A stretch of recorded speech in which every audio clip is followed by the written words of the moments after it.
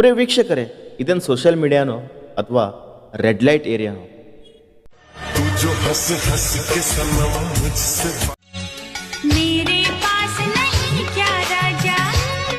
நான் இருக்கும்போது நீ ஏன்டா கையடிப்ப?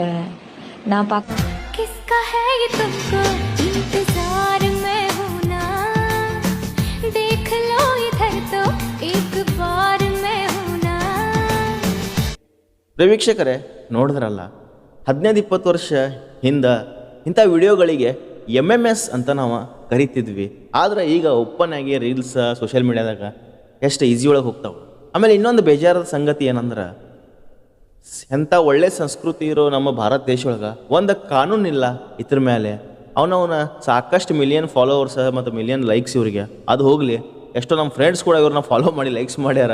ನನಗೆ ವಿಚಿತ್ರ ಅನಿಸೈತಿ. ನಿಮ್ಮ ಅಭಿಪ್ರಾಯ ಏನು ತಿಳಿಸ್ರಿ.